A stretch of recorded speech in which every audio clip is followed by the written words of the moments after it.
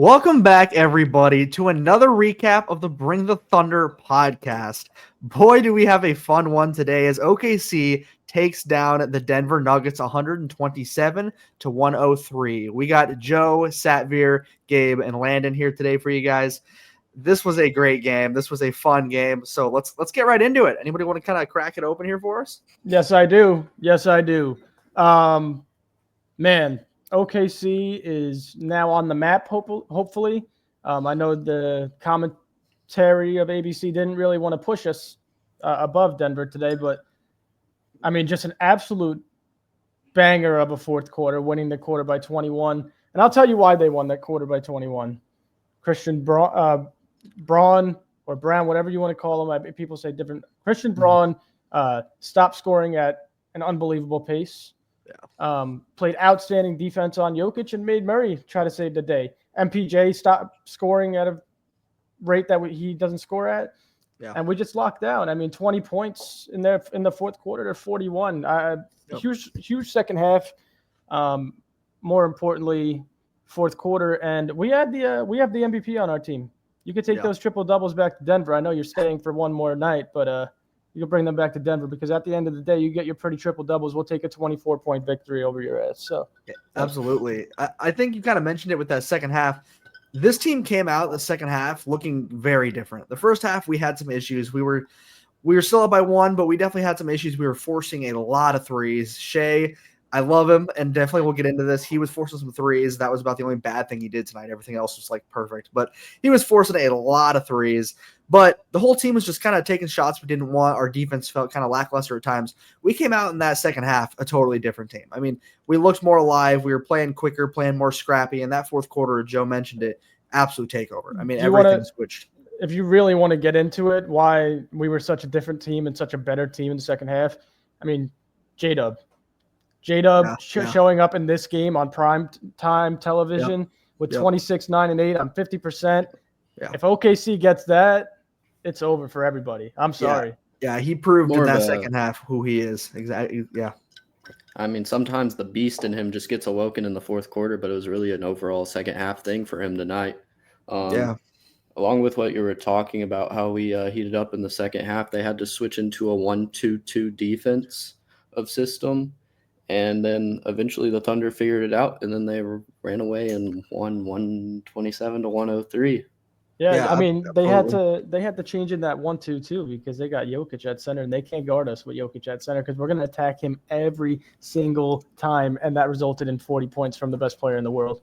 Yeah, and that's what really changed that pacing of the third quarter. Within the first 90 seconds, there were already 3 fouls given up by Denver. I mean, they could not handle us. All of a sudden, we came out of the gates fire and came out pushing the pace hard and not forcing up threes, which is something that I will also talk about later more because that drives me crazy. But we were pushing the paint, we were swinging the ball, and we were getting fouls, getting to the free throw. I love the pace from J-Dub tonight. It seemed like anytime there was a gap on the offensive end of the floor, he took it. And it was straight to the rim from him. I love that aggression from him. Sometimes controlled aggression too. Yes, sometimes we haven't seen that from him, but this year. But he's such an athletic player. If there's a gap with his skill set, he has to take those gaps.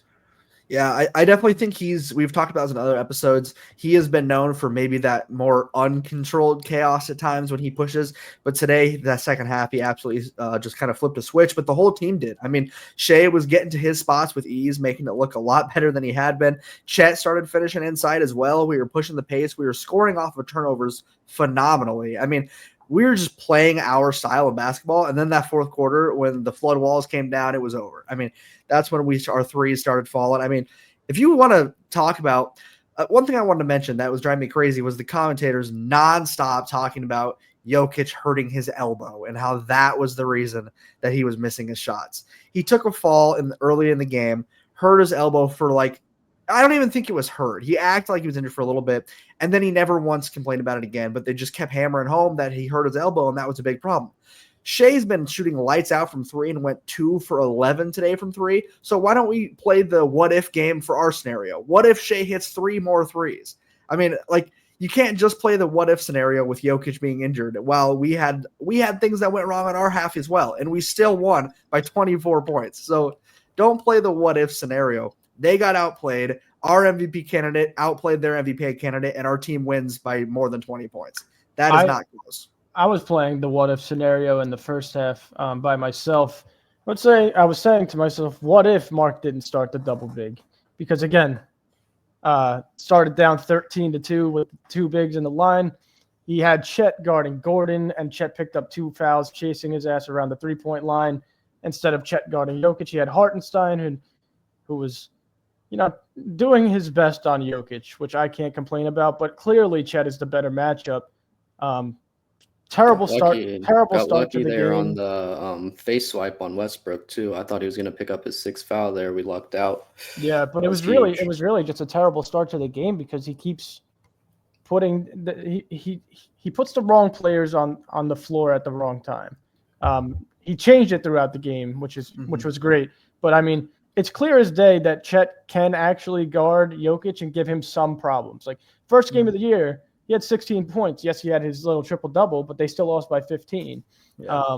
So, yeah, we can play that. What if we didn't start the double big? Denver would have got more embarrassed. So, exactly. Yeah, for Aaron Wiggins to get 18 minutes in a game like this, an ultra-competitive game against the 2nd seed in the Western Conference and get 18 minutes, I think he should definitely get more than 20 minutes per game. Yeah, this dude has been, absolutely – a top 5 player on this team and probably a top 4 scorer on this team. I don't understand why that happened today. I was happy with Caruso's play. I mean, Caruso deserves a lot more minutes. Kaysen came up with some big-time stops. I think he had 3 blocks today. But, yeah, Caruso and Wiggins, you got to get them more action because they're the key to this team. One thing I do want to point out is if we see them in a 7-game series, we're going to win no matter if it's in 7, if it's in 6, if it's in 5, because they lack the depth that we have. We have the best bench in the league, and a team like Denver with no bench, they can't compete. Yeah. You can't have your starters playing 48 minutes a game for a 7-game series. It's just not going to work out. We saw a prime example tonight. Aaron Gordon goes out with what was listed as a calf injury. They put in some of their weaker guys. And we took advantage. I mean, they brought out that lineup in the second half that I think was smaller, had Westbrook in it, and it looked like we matched up much better against that lineup than their actual starting lineup they brought out tonight. Shout out to Westbrook too, man. I mean, Westbrook if you look at his stats from today on paper, they were not great, but Westbrook had a big imprint on Denver's success when they were cutting leads in the second half, per usual. Yeah. I want to get in here and talk about, I guess one is, Westbrook really made an impact, in my opinion, outside of the stats. And that's usually the type of player he's always been. I know we went on one stretch there where he was on the bench and he was waiting at the scorer's table and we went on a crazy run. And by then the game kind of slipped away after that point. So I agree with you, Joe. He's definitely better than what the stats point out. And he's kind of their engine of that team defensively. Outside of – I don't think they have a better perimeter defender on that team. No, they don't. Which is ridiculous. I thought he should have seen more time against Shai than he did. They had some no-names guarding Shai at some points. And I was like, yeah. Yeah, and if we – not to cut you off, but if we meet them in a 7-game series, that's going to happen often because – once you take a guy like Westbrook and Braun off the floor, and I mean, no shade at Braun, but he played great today. But is he consistently going to guard Shai for 7 games? No, they can't. They can't compete. They can't compete. Yeah, especially if we go out of the double big and we have iHeart and Chet rotating in and out. If they take Jokic off, their backup big man is Zeke Naji, I think. So. I mean, it's stuff like that we can take advantage of when teams have weak backups, and with the depth we have, it's easy for us to run away against teams with weaker depth when their bench is in against our bench. And also, I mean Chet today with the 2 early fouls kind of screwed us up because he was so dominant today when he was on the floor. I mean, guys, a plus 32 in only 26 minutes from Chet today. I mean, this kid, he's becoming – I don't even want to call second best player because J-Dub and Chet are both the second best player, but we're watching the evolution of these two guys, and it's getting real dangerous for other teams, man. Like 24-point win against the second seed in the West is just his dominance. Yeah, especially his rim protection, the way he's able to make split-second decisions midair and figure out a way to block a shot without hitting them in the arms and actually getting to the ball and making contact with the ball is insane. There was a specific part towards the end of the game where Chet was still one foul away from fouling out. And I actually mentioned this to you guys. They went right at him. Jokic took him down under the hoop, and they went right at him. Chet kept his hands straight up in the air, kept Jokic from getting a look. Jokic dumps it off to Russ, who also goes at Chet, and Chet stays up. I don't think people understand how hard it is for him to stand his ground, keep his hands up, keep them from getting a look without fouling there. I mean, that is insane.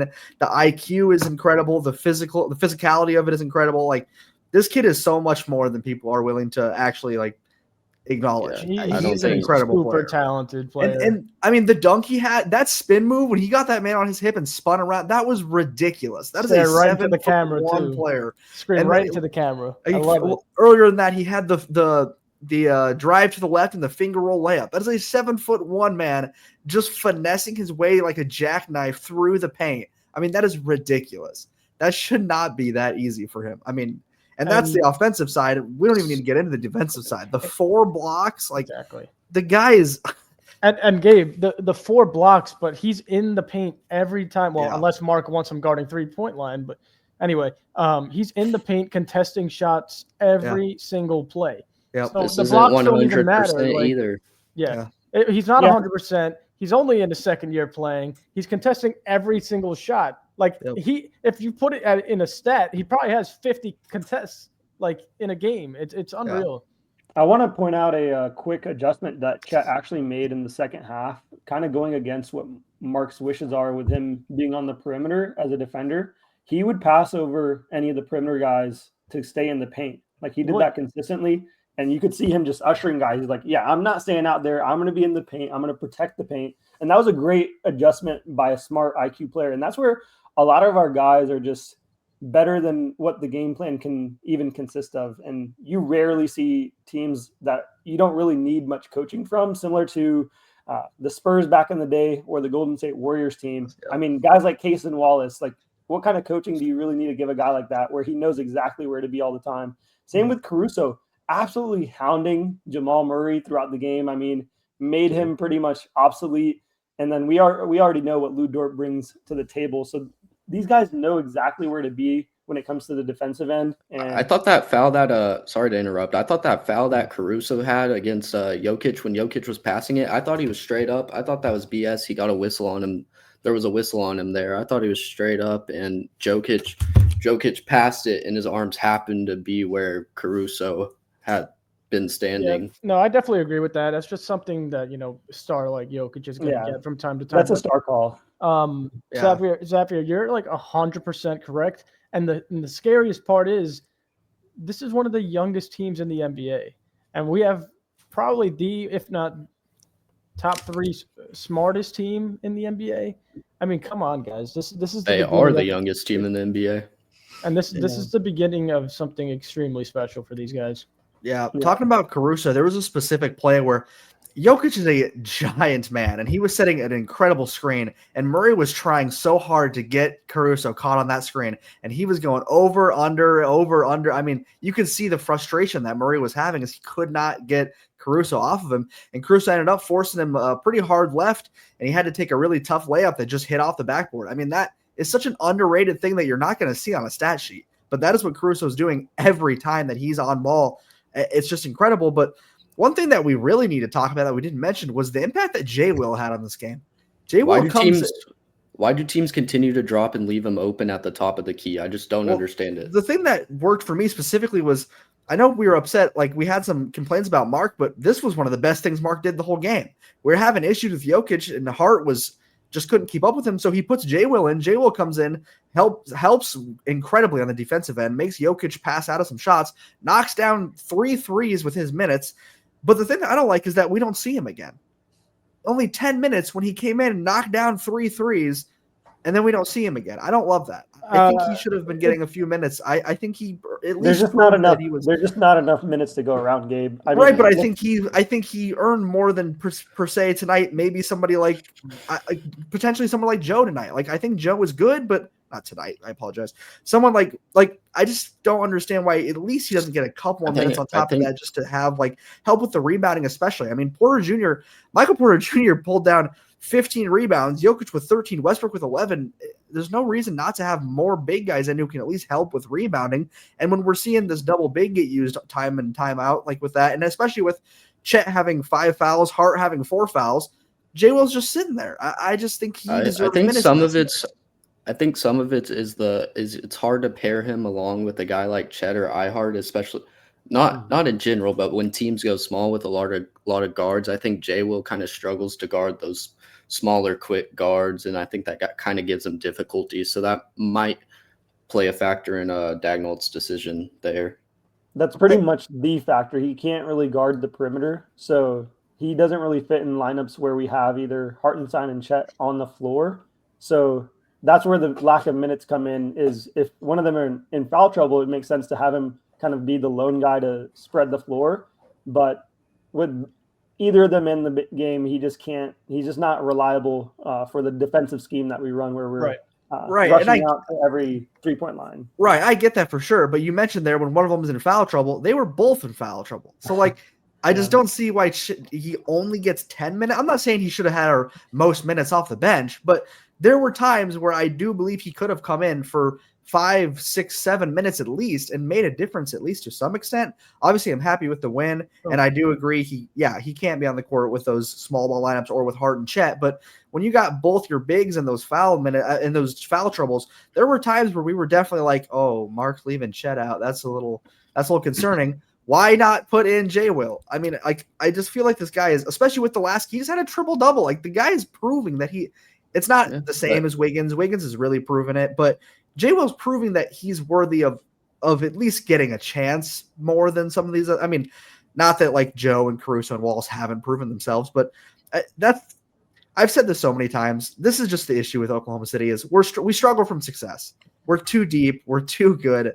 And that's really good when this is what you're complaining about. Like, that's crazy. With J. Will, I mean, I think he's really great in spurts. So, I mean, obviously we saw that first half, end of the first quarter, beginning of the second quarter. But I agree with you. I think we should have saw more of him, especially against the zone defense, because that's just another 3-point asset on the floor.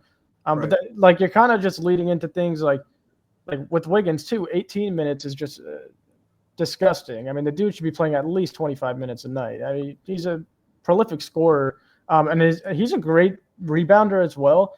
A lot of the games, have big scoring games, but he's putting up a lot of rebounds. Like he had 7 rebounds in 18 minutes tonight. I don't really understand that either. But listen, I'm just gonna stop getting mad or stop questioning Mark with anything, because as long as we're winning, I don't have no problem with that. I think this exact minute distribution and the way we played the game would be how we would pretty much rock out for the playoffs. For most of the playoffs, this is kind of our rotation, kind of how Mark is going to be distributing minutes and also kind of putting in the lineups. So what we saw is kind of what we're going to be getting. Yeah, and that right there kind of infuriates me a little bit, because Wiggs got to get more minutes in the playoffs. And I know somebody said it in the group chat earlier, and it really hurt, because I know you're exactly right. Like he's going to get pushed away from the floor in the playoffs. And I don't think that's going to help this team at all. Yeah, it makes it really hard on him to be impactful. I mean, we can't just expect him to come in and hit 4 threes in 15 minutes like that. Yeah. That's such an unrealistic expectation. And even if he does hit it, that's a good point, Joe. Even if he does come in and knock down 3 threes, then we're just going to sit his ass on the bench and be like, good job. Thanks. That can't happen. Well, we got to keep J-Dub and Chat on the floor, or J-Dub and Shai on the floor. So the guards are just going to get distributed minutes between Caruso, Dort. I mean, Dort's the guy that you can really steal minutes from, but it's really hard when it comes to playoff situations, because honestly, his 3-point shooting has elevated him to a level past the other guys that we'll name, specifically Caruso, even Kaysen isn't as consistent. Wiggins is as consistent, but he doesn't have the defensive impact of a Lu Dort. So that's where there's just too many guards on the team, and all of them are really matchup dependent. Yeah, it's matchup dependent for sure. Yeah, that's the luxury. That's a luck. Yeah, there you go. Yeah, I was gonna say again. I've also mentioned that so many times that we're the only team that can literally just switch our starting lineup, switch our rotations based on who we're playing. So again, if that's a problem, we got it good. I mean, that's crazy that we can just at will. But yeah, let's talk about this game was absolute domination, and I was expecting this, Landon. I was telling you the whole first half that we should dominate them. I don't care that they're the second seed. They don't match up with us. They don't.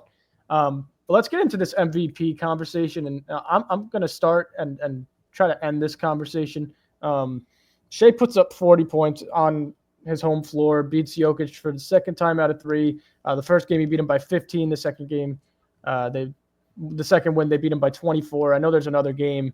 But I have a sense that Jokic might sit tomorrow after that elbow, we'll call it an injury. But 40 points on only 8 free throws, guys, going along with 8 rebounds, 5 assists, and a 24-point victory. It's not close. It's over. I don't care about your 30-20-20 game. You don't shift odds from minus 600 to minus 300 because of one game. No. No, they should shift them back after today. But yeah, that conversation's over for me. I don't know if you guys want to make the case for it to still be going. I'll make the case, man. So this is his 3rd straight game of 40-plus points and his 40th 30-plus point game of the year. Ridiculous. Shai's also, that's the 3 40-point games is 40 points, 41, and then he had a 51-point game in here. He's averaging 44 in this stretch. Jokic is 2-9 against the top 4 teams, and SGA is 10-2. Come on. The MVP is honestly over after this game, in my opinion. It was already over. That one game kind of made a difference. But this being on ABC and the way Shai won, he had the big block against Jokic in the first half and the big 3 to kind of seal the deal when he got his 40th point. The Thunder also scored a season-high 41 points in the fourth quarter. We're 53-11. This is our 7th straight win. We're going on another win streak. We're 12 games over Denver. This is the point that I made when I made the SGA MVP case earlier. The 2 seed is closer to the 10 seed than they are to us. I mean, how many times do I have to repeat that until it gets crazy? We've never seen a gap like this between a 1st and a 2nd seed for an MVP candidate. Usually, it's never been done in NBA history. This should be wraps right now. This is just part 1 of the doubleheader here, and then we're heading back for round 2 tomorrow. You want another stat? Let's hear it. 41-2 this season when entering the fourth quarter leading. That's also crazy. We're a great fourth quarter team. And you want to talk a little bit more about the concept of the MVP trophy itself. They obviously have always valued the concept of winning teams. I mean, there have been so many MVPs that players have probably had an edge because their team ended up winning. I mean, one of the biggest ones that I think of specifically, I don't know if this is a hot take. We don't need to get into this one, but I do think Derrick Rose. I think there were players that were right up there with him. Derrick Rose just happened to be the 1 seed with the Bulls. LeBron, Dwight Howard, much better seasons. Yeah. But that's an example. So if you want to try to argue that, Xavier just laid it out for you pretty clear. We are clearly the better team. We are one of the best teams in the league. If we are the best team in the league, we have all these stats behind us. The only way that Jokic ends up winning this MVP is what I kind of mentioned when we were predicting the MVP, and that's if they go with the BS narrative, the stupid popularity contest. If they go off of the big market, leaving the small market team, and that will just prove that this award's a joke. I mean, at this point, it's up to the NBA whether or not people are going to take this seriously because Shai has proven that he deserves this award in every way, shape, and form. And this was the nail in the coffin. And if they try to just say that he doesn't win this just because Jokic is averaging a triple-double, then why didn't Russ win MVP when he was averaging a triple-double with the Wizards? Why didn't he win when he was averaging with the Rockets? That's not an excuse. You have to look beyond that. The guy doesn't play defense. Shai is one of the best guard defenders in the entire league, if not the best at time. This is a ridiculous argument that we're having. It's becoming a popularity contest, and if Nikola Jokic wins it, it's because they wanted to give him his 4th and 5th years, and that itself is disingenuous, and that would be a disrespectful thing. Yeah, I got to carry off that real quick. First off, absolute great points. Like, I was getting fired up behind the scenes just now. But, yeah, you could have your 22-point triple-double, dude. But Shai's going to put 40 on your head and win by 20. Like, that's the MVP. Like, I don't care about, he had 13 assists. Well, Shai had 40 more points. Like, I don't care, bro. Like, it doesn't matter. Like, with Russ, my argument when he won MVP with OKC was he was averaging 30 points on a team and was averaging a triple-double as well on a team where his second best player was Victor Oladipo, maybe? Like, come on. Yeah, maybe like Jokic has a good team. Jokic has a good team built around him.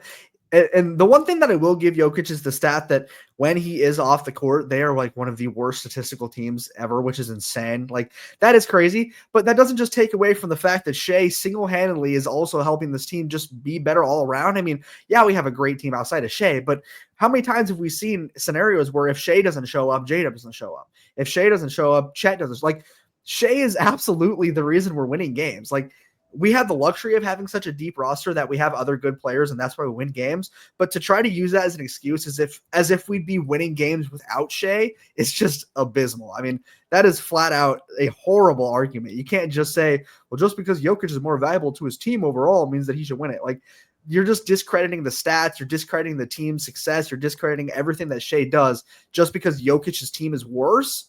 How does that make any sense? Like, that is so backwards. I just want to add one last thing, and I'll let you guys, keep going.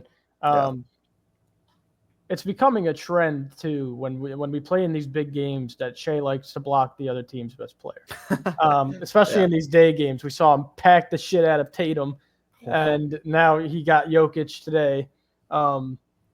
I can't wait for him to get Tatum again. Even in the Cavs game, he did that too. He was packing a lot of their guys. Like, like in the big moment games, like he's really competing defensively. He's a big moment player. And when we look back on the season, we are going to say, yeah, that was awesome. I need to see that on my TV. Like, all they were talking about today was Jokic's elbow, Jokic's triple doubles, Jokic's this, Jokic's that. No, please just give him the damn respect. Like, yeah. Oh God. Yeah, you want to talk about Shai being a big time player? Absolutely, a big moment player. But let's go even a step farther. This is a big moment team. How many times have we seen a fourth quarter blowout?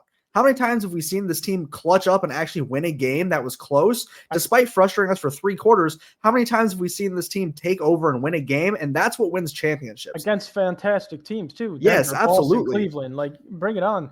Yeah, and we have these huge. I mean, another thing that I want to give credit to that is kind of random, but Loud City, I mean, we've always given credit to it. Everybody knows about Loud City, but dude, just the crowd pops. Tonight was crazy. Just the crowd pops. When Dort missed the dunk and got the 3 in the corner, my TV about exploded. Like, the crowd pops are crazy. So, like, any team that has to play us at home in the playoffs is going to be mortified. I mean, it is.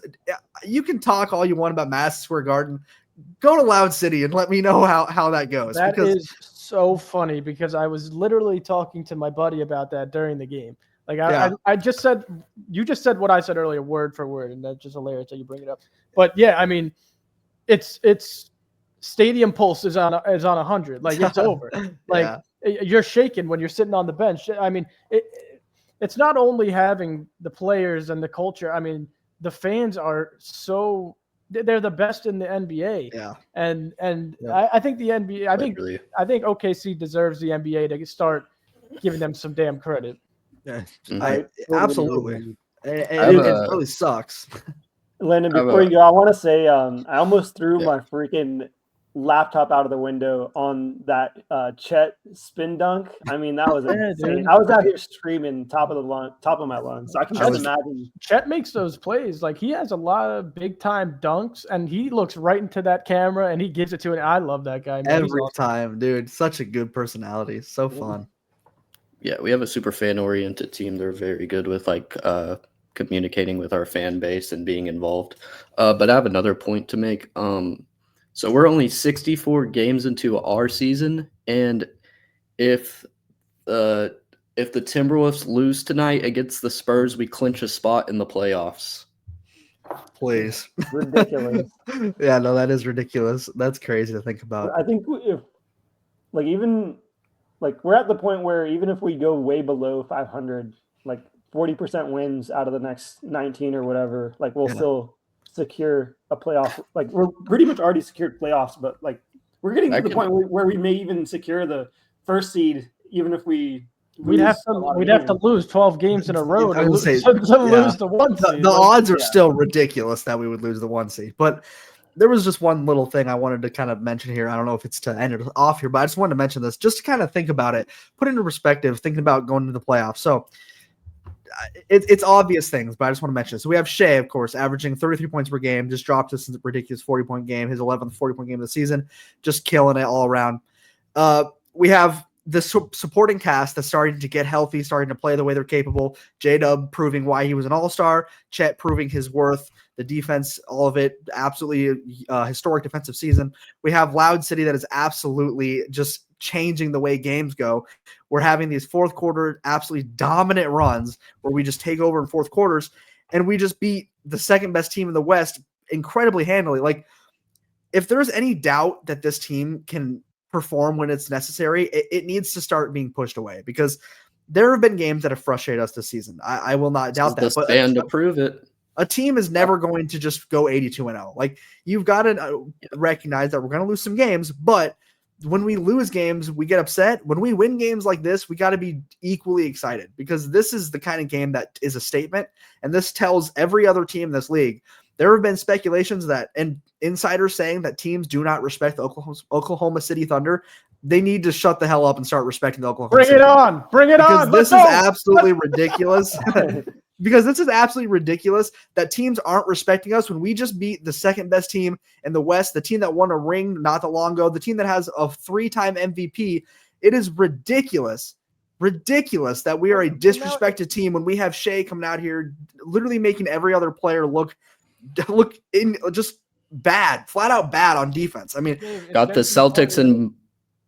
Celtics in Boston coming up to prove it even farther. Yeah, I mean, it's just getting to the point where, I mean, unless we win a ring and sweep every team through the playoffs, we're not going to get respect. We've beaten Boston. We've beaten Denver twice. We've beaten Cleveland. New York twice. We beat LA. We beat New York twice. Like, I'd love to beat Boston again. Who else, guys?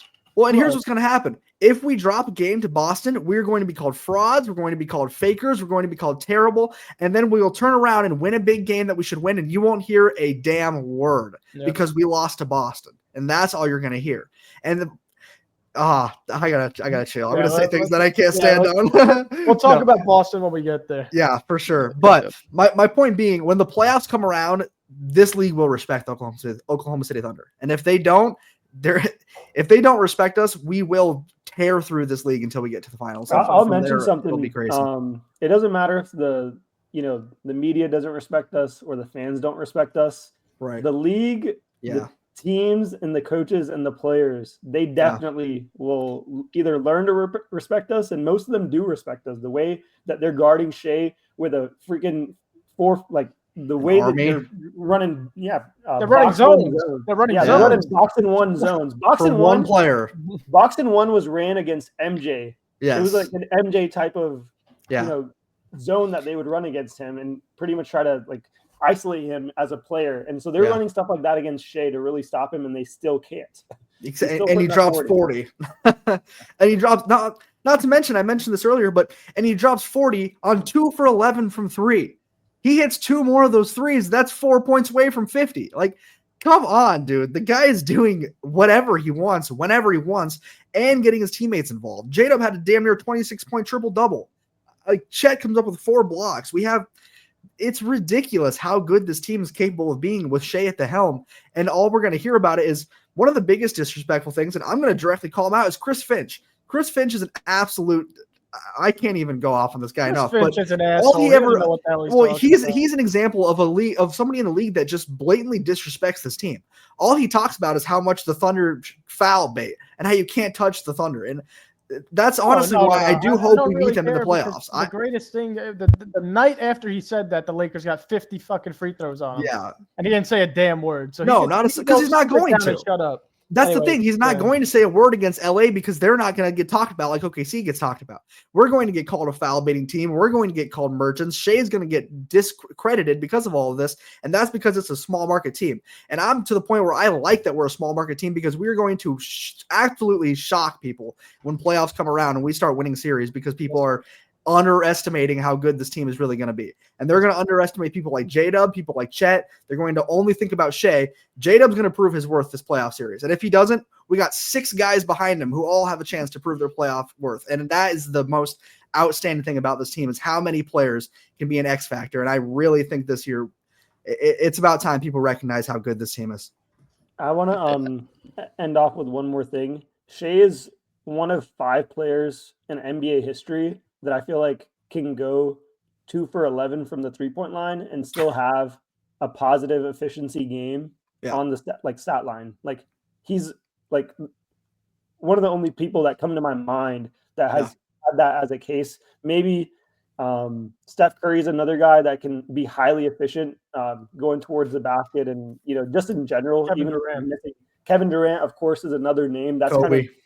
Kobe. There's like why not shoot them now, though? Maybe. We're going to need them in the playoffs. Why not shoot them now? Well, well, that's the other thing is his confidence. I mean, the dude shot 11 threes in this game. Like, he didn't stop, including one of the biggest daggers of the game. Like, thank God. Like, don't stop. Like, I complain about it. I complain about it and say don't take forced threes, but at the same time, he's on like a 43% three-point span in the last several games. Like, the guy is not a bad shooter. Like, we can get frustrated at bad shots, but like Xavier just said, if he's still affecting the game that positively, keep pulling it. Like, I don't care if we're winning by that much. If he ends up making like 5 of them in a game, it's over. Putting up at least 50. He's putting up at least 50 or 60. Yeah, so right. I got 2 last things. Just crazy. Off of that. One, exactly what Xavier just said. If he's going to shoot 10, I tend to think that 8 out of 10 games he's going to make at least 4 or 5. So, I mean, you're going to lose by a lot of points, whoever's playing him. And 2, secondly, for all the Denver fans out there, Shai was practicing during this game and still put up 40, and you still lost by 24 points. He didn't have to shoot 11 threes. He could have easily got 10 to 12 more layups. Yeah. So he was literally practicing. You guys need to go reevaluate after what I saw against LA and then now OKC. He's also another guy that just barely breaks his sweat, it feels like. The way he's just so smooth, like going to the basket, and yes, this is full on glazing. Like, I don't care. Like, he's barely breaking a sweat, dude. It's all right. I gotta stop. It's time to abolish the word glazing. We're done with that. We are not glazing Shai. It's literally just being objective. Look at the guy play basketball. And if I try to say that he's great and somebody says I'm glazing, I will block you. Like, don't talk to me. Like, that is ridiculous. Because you mentioned not breaking a sweat. He had an and one tonight where he the crowd went insane and he was just laying on the ground, just straight face. Like, it's like when Derrick Rose hit the buzzer beat. Like, the dude is just so locked in. Like, it's insane. The guy is. Oh yeah, we can talk for 6 hours. He went and just hung out with his kid that he had recently and just came back and just destroyed the Nuggets. What the heck, dude?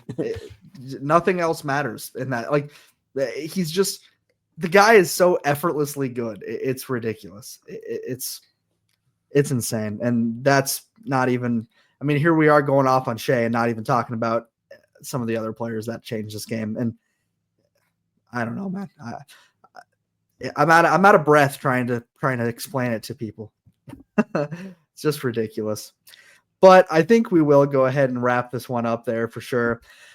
If you guys didn't catch this game, definitely find the highlights. You got to watch. You got to see what happened. This was an incredibly fun game. This was a statement game. But get ready again. We got Denver tomorrow night. Once again, we'll see if Jokic actually plays with that nasty, gruesome elbow injury. We'll see if we actually get him. So, but yeah. As always, thank you guys for listening. We really hope you guys enjoyed it. We certainly enjoyed talking about this one. But yeah, as always, Joe, you want to go ahead and send us home for this one? What do you want me to say? I don't know. I kind of forgot, to be honest. Oh, Thunder up, baby! Let's go!